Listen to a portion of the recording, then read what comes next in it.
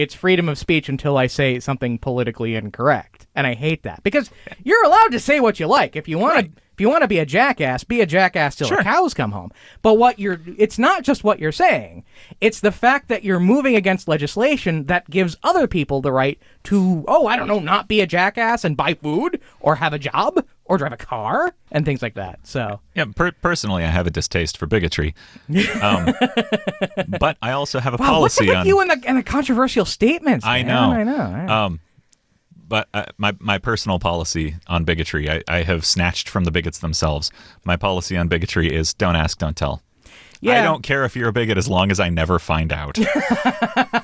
You can do what you want in the privacy of your own home. You know what two consenting jerks talk about in the privacy of their own home is none of my business. But you take it to work or take it to school or take it to the public sphere. Or the legislature, perhaps. Yeah, or the legislature. And I'm going to have to start to develop feelings about it. But honestly, I don't want to judge anybody on the thoughts that are going through their head unspoken because, goodness knows I have some horrible thoughts that I never put to voice. Yeah, if I was going to be judged on my unspoken thoughts, I would be on death row. I mean, and I don't know that that's not going to be true for a lot of people.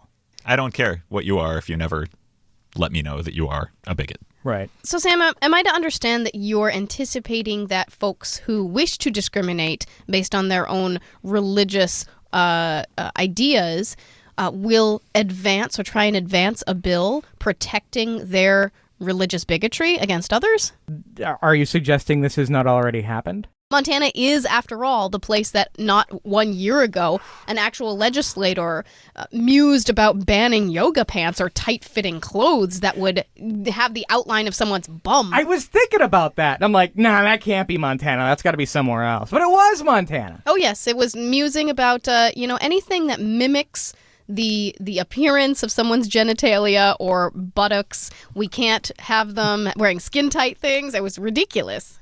So in one of the few remaining states where there are actual legit cowboys, was he seriously talking about outlawing cowboy jeans? Like tight form-fitting pants? Well, on women, because I mean that's a men and women thing, and there's a reason, because you don't want loose bagginess when you're in the saddle because it's going to chafe on you every time you bounce.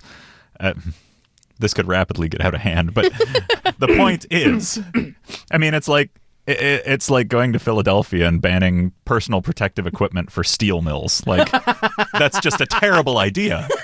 Well, only if we're not going to do hard hats or heat reflective shielding anymore. It's just obscene. It's only if the hard hats really, really turn you on and make you think impure thoughts.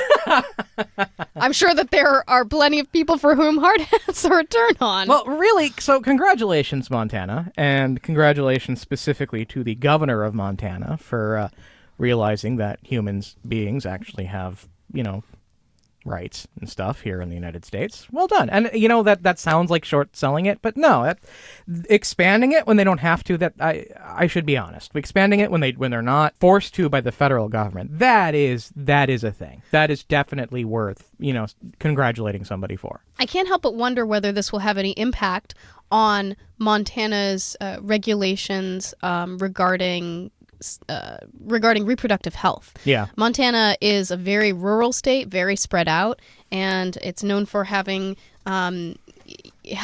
reproductive health clinics that are few and far between. And so I can't help but wonder whether the protection against discrimination based on pregnancy status might be able to be applied to women seeking health care, especially abortion care.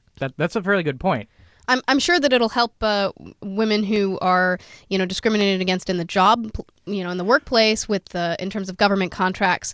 Unless you just said this in another way, and I'm just being dense today. And doesn't there also a confluence with hospital ownership in this situation as well? I don't know at this point, but this does refer to employment with the state and state agencies and contractors. So I imagine that if the hospitals, even if it's a religious hospital, religiously affiliated hospital, if it does do any kind of contract work with the state, there would be implications for that. All right.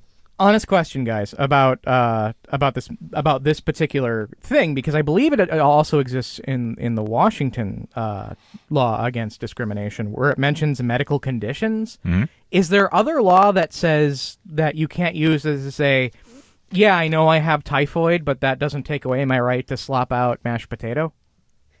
I think that that's not quite what they mean by medical conditions. And I'm sure that the actual legislation... The weird thing about ambiguous laws is that these kinds of things can happen when laws are left ambiguous. And I kind of worry, because is that not a genuine concern of mine? Well, this is a state legislation, but people who are going to be serving food are going to be under federal FDA regulation. So it probably wouldn't matter in the case of slopping out potatoes because you'd still be in violation Okay, so it is a dumb question. Federal laws. Awesome. Well, not necessarily. I'm sure it could apply to other things. I'm just specifically addressing the typhoid potato concern. Typhoid potato. Potatoes, Idaho, anyway. Typhoid don't give Montana credit for the potatoes. Okay. In Montana, we only make cows. No potatoes. Actually, a lot of potatoes are grown in Washington State, too. You get your meat in Montana, your potatoes in Idaho, and your liberal politics everywhere else.